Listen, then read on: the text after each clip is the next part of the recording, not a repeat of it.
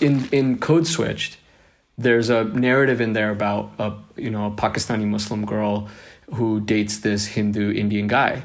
And it was something that when I was in those focus groups talking to them, that was a very common, subject that people were talking about, especially at a young age when like you're, you don't have to, you can actually enjoy like the short-term relationships and it's kind of just there. You're in college, you're just meeting so many different types of people. I noticed that a lot of folks like were, like I met a lot of Muslim friends and a lot of like Hindu friends that were dating, a Hindu dating a Muslim, Muslim dating a Hindu. And then it's like, they all hit that wall at some point of like, all right, got to take the next step, got to involve the family, got to do that. And then at that point, a lot of them ended up crumbling. But then I was like, why, right? Like, why is that? I wanted to know beyond just like the religious difference and whatnot, like what is it?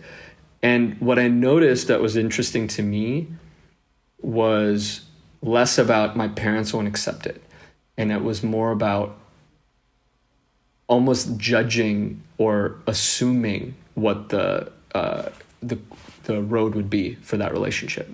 Like a lot of them didn't even entertain the idea with their parents because they were afraid to. And I was much more interested in that. It's like, well, why are you making that choice? Like, what is it? Is it actually because you don't actually really love this person?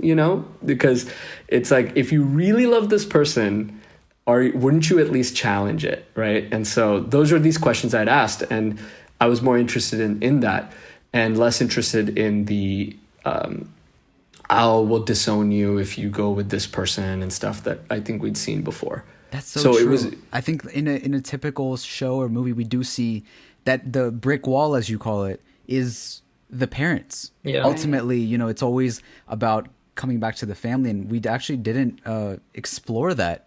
Yeah, but without any spoilers, like you did tackle that in a different and unique way, and you kind of explained it in the actual show, but it's really cool. Yeah, it was, and by the way, the other thing I was looking at, which was part of what we'd seen before, was I was seeing a very common narrative of brown men basically denying, like, not just brown men who were chasing white women, but also the part of it was like not including it. There's different movies you can point to and stuff, but it was brown men rejecting brown women for white women. That was like the most common narrative I'd seen. Way more common, honestly, than I'd seen the brown woman reject the brown man. Amber's like, and yeah, there's right. A lot.